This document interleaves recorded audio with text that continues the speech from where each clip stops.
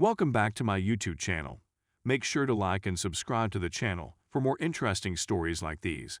Now, let's get into today's story video. She cheated on me twice and I miss my cheating ex and her family, but I know I shouldn't.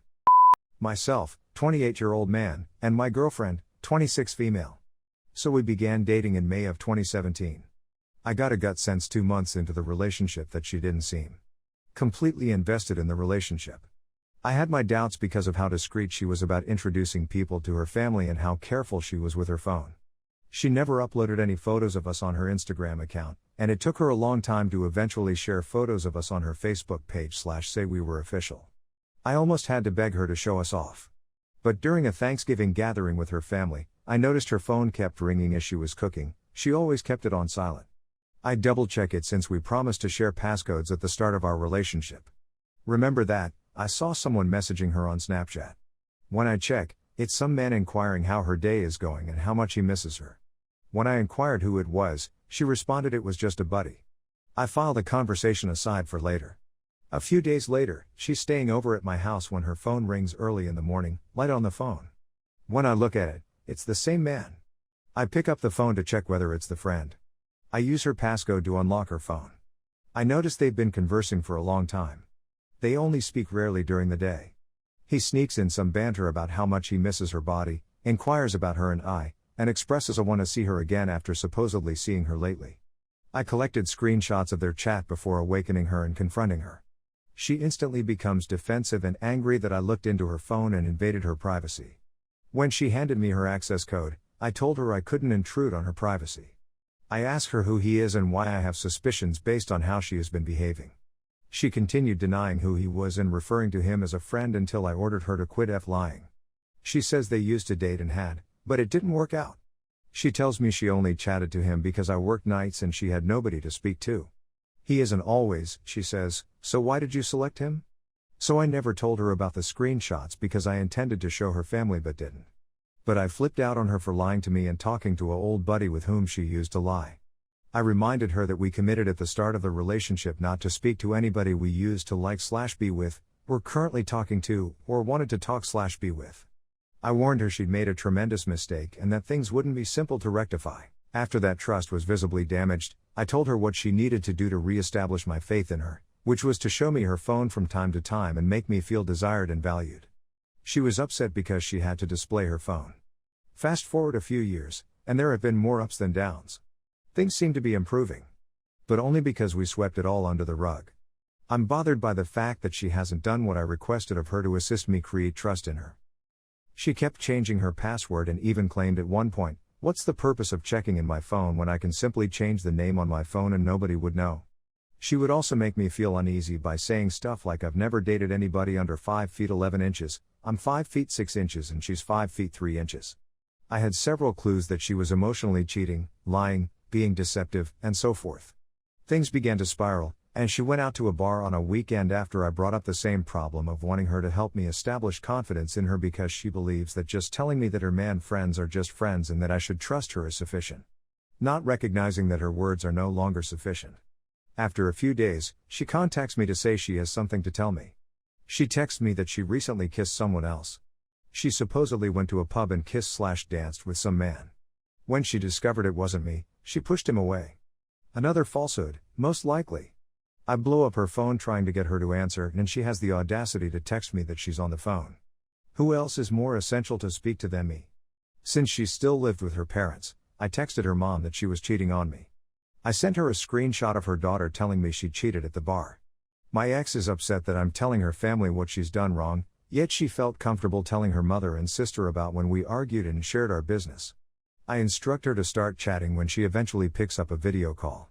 She expresses her loneliness despite the fact that I visited her almost every weekend, sent flowers to her workplace at random, bought her lunch and drove an hour to dine with her, and so on. So she isn't alone. While I chew her out, she has a pathetic expression on her face. I questioned why she would do all of this knowing that I have trust difficulties and that we are in a long-distance relationship. Why would you do such a thing? My impression was that she didn't care and just wanted to get rid of me. She just contacted me on my birthday, but she treated me to supper. She said that she believed it would be beneficial. I chose couples therapy. I've read a lot of articles and books on relationships. I even volunteered to bring them and read and perform the things they mentioned together. She still refused. When I questioned, she replied she read articles but never showed them to me. As a result, another falsehood is very probable. I began looking for therapists and found one in her neighborhood. I paid for us to go, and she only attended 3 sessions. According to the therapist, she was icy and abrasive. She didn't want to speak about herself, but she was prepared to point out your flaws. She never returned, claiming to be enraged by the sessions. She departed in 2020 after we spent Christmas with our families. Because I was still looking for love. I also discovered that she had resumed messaging with the same man I had caught her texting years before. I guess I was weak because she texted me on January 3rd to go. Fast forward a few months of messaging since we were both unable to let go of the connection. I ceased talking to her for a few weeks before ultimately breaking down and asking how she's been. She claims she is receiving her own space and will be relocating the following day. Who is still in love with her, suggested I could assist her relocate. I arrived the following day, and her family is overjoyed to see me. I should have put her on the spot then and told her family about her infidelity, even though her mother is already aware of it and avoids bringing it up too much because it affects my daughter and I don't want her to be angry at me. However, you will not hold her responsible for her acts. I assist her with her relocation and even accompany her shopping for items for her new apartment. I attempt to speak a little bit in the hopes that we can have a clear heart-to-heart sit-down. Nothing. But we continue to speak as if nothing had changed between us. She'd been racing around for days trying to keep her apartment in order while getting little sleep. I go even farther out of my way to compile a grocery list and purchase her food and wine to stock her fridge. I'd want to sit down with her and chat about all we've gone through. I did, however, allow her to sleep. The next month, she tells me in a lengthy text message that we should move on since it's best for us. Oh, she never, ever apologized for anything. The only time she apologized was in her final text, when she said, "I realize I made some errors." That was the only time she apologized in 2.8 years. She claims she has had plenty of time to reflect on what we've gone through. While, in fact, I knew about her new person she was talking to long before she posted it on Facebook, and I knew she was talking to someone when I was helping her move. I apologize for the lengthy rant. It still stings knowing I'd done all of this and loved her so much. Our family got along beautifully and adored us all. On their eyes, we were a power couple. Best buddies. The first young lady I wanted to marry. We discussed baby names, wedding plans, and future trips, among other things. It's strange how you can blame me for calling you out on your BS and attempting to keep you accountable. But then you go and accuse me of being insecure or controlling. She used to claim that since I was a policeman, interrogating her was like an interrogation, so absolutely, I'm going to question you if you've lied, cheated, or been extremely secretive and deceptive. I simply wanted the person who claimed she loved me to mean it and strive hard to be honest and correct her faults. I am aware of my shortcomings, and I apologize to her and the therapist for the role I played, but I am also aware that I attempted to rectify the situation. Her mother and brother-in-law are the only people who have seen the screenshots and are aware of the reality. As I have said, I apologize for the rage. She moved on quickly and makes me feel as though she never loved me and it was all a ruse since her family did. All I can think about is how much I miss her and her family. Everything seems so natural.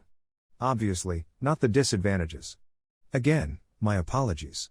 I did what I believed was appropriate for a guy to do, and I felt keeping her responsible was appropriate. But it's as if everything I did, all of it meant nothing. And it broken me a little. She flung it aside, leaving me to pick up the bits. Is it wrong for me to feel this way?